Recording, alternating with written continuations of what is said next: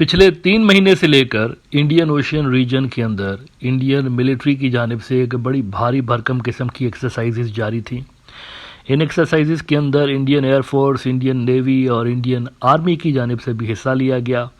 कहा जा रहा है कि कोई 70 वॉरशिप्स इसके अंदर शामिल थे, 10 सबमरीन्स इसके अंदर शामिल थी और 80 जो एयरक्राफ्ट थे और हेलीकॉप्टर्स थे, उन्होंने इन एक्सरसाइजेज के अंदर हिस्सा लिया। और इस एक्सरसाइज के असल में 2 मकासद थे। एक तो ऑपरेशनल प्रिपेयर्डनेस को चेक करना था कि अगर इंडियन ओशियन रीजन के अंदर जंग छिड़ जाती है तो इंडिया कैसे रिस्पॉन्ड करेगा, एक तो इसका मकसद ये था।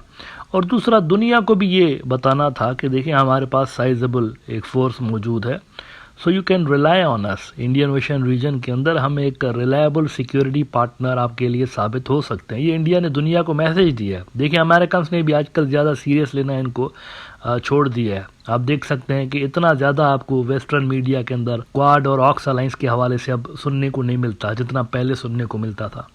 अब वो थोड़ा सा ठंडे पड़ गए हैं इस तरह के जो अलायंसेस बने हुए थे। तो इन एक्सरसाइजेस के ज़रिए बेसिकली इंडिया ने सुपर पावर्स को ये पैगाम देने की कोशिश की है कि वी आर बिगर प्लेयर है। पिछले दिनों आपने देखा कि अमन एक्सरसाइजेज भी हुई। पाकिस्तान जो कंडक्ट करवाता है हर 2 साल में मेरे ख्याल से होती है, बड़ी भारी भरकम एक्सरसाइजेज होती हैं वो, और उसके अंदर दुनिया की बड़ी नेवीज शामिल होती हैं। प्रॉपर लेवल की एक इंटरनेशनल एक्सरसाइज होती है। उसमें अमेरिकन्स होते हैं, चाइनीज़, इस मरतबा बांग्लादेश भी वहाँ पर मौजूद था, टर्की वाले भी होते हैं, कई सारे ईरानी भी होते हैं। तो इंडिया ने भी एक यहाँ पर मैसेज देने की कोशिश की है कि हम भी हैं यहाँ पर इस रीजन में। अच्छा, मीनवाइल इंडियन मिलिट्री के लिए एक और बुरी खबर यह है कि ये अक्सर अपनी जो मिसाइल हैं उनके टेस्ट करते रहते हैं। उनको जब नई नई उनमें एडिशंस होती हैं, अपग्रेड किए जाते हैं, तो ये टेस्ट करते रहते हैं। कुछ टेस्ट जो होते हैं वो बता के करते हैं और कुछ टेस्ट ऐसे होते हैं जो कि खामोशी के साथ किए जाते हैं। तो अब इंडिया के लिए बुरी खबर यह है कि कोई बहुत बड़ा रेडार चाइनीज़ ने इंस्टॉल किया हुआ है। अब ये जो रेडार है इसके बारे में कुछ ज़्यादा डिटेल्स चाइनीज़ ने रिवील नहीं की। इंडिया को नहीं मालूम कि इसकी कैपेबिलिटीज़ कितनी हैं। लेकिन बुरी खबर इंडिया के लिए ये है कि इसकी जो रेंज है ना वो बहुत बड़ी है, 5000 किलोमीटर। यानी 5000 किलोमीटर के एरिया में कोई भी इस तरह की एक्टिविटी अगर हो रही होगी तो चाइनीज़ को इल्म होता है और उनकी कैपेबिलिटीज़ के बारे में भी इनको आइडिया हो जाता है। आज ये बिजनेस स्टैंडर्ड ने इस पर लिखा है कि China 5000 kilometre range radar puts Indian missile test under watch. India दूर दराज के वो जो अंडमान निकोबार आइलैंड्स है ना, दूर दराज, पाकिस्तान से भी दूर है और चाइना से भी दूर है, आखिरी कोना इंडिया का। मोस्टली ये अपने मिसाइल टेस्ट यहाँ पर कर रहे होते हैं, इन्हीं एरियाज़ के अंदर कर रहे होते हैं। और इंडिया की जो सेंसिटिव इंस्टॉलेशन है वो भी इधर ही है। 2 मकासद के लिए उन्होंने यहाँ पर रखी हुई थी, एक तो पाकिस्तान, दूसरा चाइना। उन्होंने कहा कि पाकिस्तान से दूर हो ताकि पाकिस्तानी मिसाइलों की रेंज से दूर रहे इनकी सेंसिटिव इंस्टॉलेशंस। अब ये और बात है कि पाकिस्तान ने बाद में बड़ी रेंज की मिसाइल बना दिए थे, तो इस वजह से ये सारा इलाका वैसे ही उनकी मिसाइलों की रेंज में है। और दूसरा चाइना की वजह से भी उन्होंने दूर दराज बनाए थे। लेकिन अब नई रिपोर्ट्स बता रही हैं कि चाइनीज़ के पास ऐसे रेडार्स हैं जिनके ज़रिए ये तमाम एक्टिविटीज़ मॉनिटर कर रहे होते हैं। अच्छा, आर्मीज़ की जहाँ तक बात चल पड़ी है तो बांग्लादेश की आर्मी की जानिब से एक बड़ी क्लेरिफिकेशन सामने आई है। पिछले दिनों हमने देखा कि यूनाइटेड नेशंस की तरफ से कहा गया कि उन्होंने बांग्लादेशी आर्मी को वार्निंग दी थी कि शेख हसीना साहिबा की सरकार को बचाने के लिए आप कोई ऐसी गैर इंसानी हरकत नहीं करिएगा, वरना आपके जो पीस कीपिंग ट्रूप्स हैं वो वाला स्टेटस आपका ख़त्म हो सकता है। इसको एक तरह से कन्फ्रंट किया है बांग्लादेशी आर्मी ने कि नहीं, ऐसी कोई बात नहीं है। यूएन ह्यूमन राइट्स का जो चीफ है वोल्कर टर्क साहब, इन्होंने कहा था, और मैं द हिंदू को कोट कर देता हूँ, कि there was a massive repression happening. The big hope for them was actually our voice was also what we were able to do, and we put the spotlight on the situation, and we actually gave the warning to the army that if they got involved it means that they may not be able to be a troop contributing country anymore. As a result we saw changes.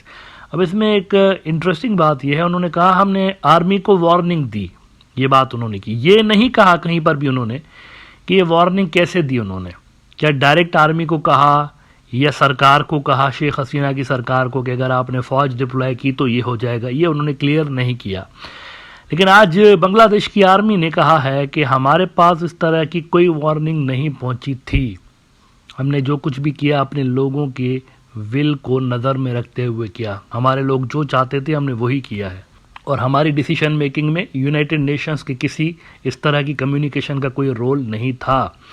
Business standard نے report کیا ہے Bangladesh Army didn't receive any direct communication from UN regarding involvement in July uprising ISPR. The rejoinder comes after Turk recently said the UN had warned the Bangladesh Army that if it got involved in the July movement, it could lose its ability to participate in peacekeeping missions.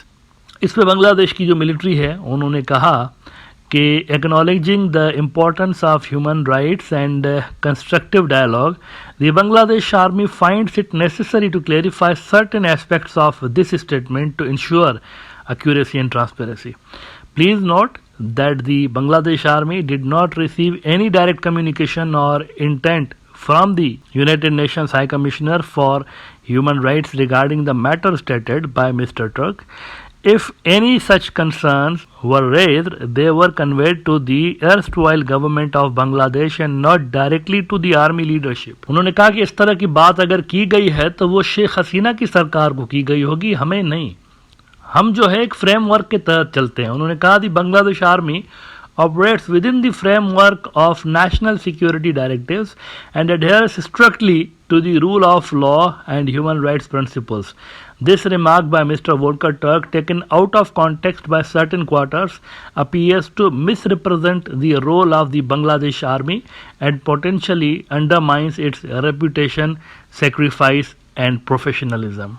Now this is interesting کہ انہوں نے کہا ہے کہ directly ہمیں نہیں کہا گیا۔ اب میرے خیال سے ڈائریکٹلی ان کو خیر یو این نے کہا بھی نہیں ہوگا۔ آئی پرسنلی بلیو کہ سرکاری سطح پر سارے کام ہوتے ہیں۔ یو این نارملی جب بھی اس طرح کے واقعات میں کمیونیکیٹ کرتا ہے تو سرکار کے ساتھ کرتا ہے، ڈپارٹمنٹس کے ساتھ نہیں کرتا۔ لہذا میرے خیال سے انہوں نے through proper channel Sheikh Hasina کی سرکار کو ہی یہ وارننگ دی ہوگی کہ آپ کی آرمی کو ہم پیس کیپنگ مشن سے نکال دیں گے اگر آپ نے یہ حرکت کروائی تو۔ اور ویسے اس سے زیادہ فرق بھی نہیں پڑتا، دیکھیں مخاطب تو آرمی ہی تھی، یو این والوں نے جو پیغام دیا ہے وہ آرمی کو ہی بیسیکلی دیا، ڈائریکٹلی نہیں دیا تو انڈائریکٹلی ان تک پہنچایا ہے۔ لیکن یہ بات حقیقت ہے کہ یو این کا یہ جو ایکشن تھا اس سے کافی ہیلپ ملا ہے، بنگلہ دیش کے اندر اسٹیبلٹی لانے کے حوالے سے کافی یہ ہیلپ فل رہا تھا ان کا رول۔ اور پھر ہم نے دیکھا کہ ملٹری ڈائریکٹلی نہیں کود پڑی ہے میدان کے اندر، ویسے بھی ان کی یہاں ریلیکچوئنٹس تھی، ان کے جو لوگ تھے وہ نہیں چاہتے تھے پبلک کے آمنے سامنے اس طرح سے گولہ بارود لے کر۔ ہم نے ویڈیوز دیکھے ہیں، بلکہ آن دا ریکارڈ پڑے ہوئے ہیں، ملٹری والے سامنے کھڑے ہوئے ہیں اور لوگ بڑا فرینڈلی ان کے ساتھ بیٹھے ہوئے ہیں، تو بالکل اس موڈ میں نہیں تھے کہ ٹارچر اسٹارٹ کیا جائے لوگوں کے اوپر اور مار دھاڑ شروع کی جائے۔ تو اگر شیخ حسینہ صاحبہ کو یو این والے نہ بھی کہتے اور وہ ڈائریکشن دے دیتی ہیں اگر ملٹری کو جا کے بندے مارو، آئی ڈونٹ تھنک کہ ملٹری اس طرح سے کرتی، کیونکہ جونیئر آفیسرز کا اس حوالے سے کوئی موڈ نہیں تھا۔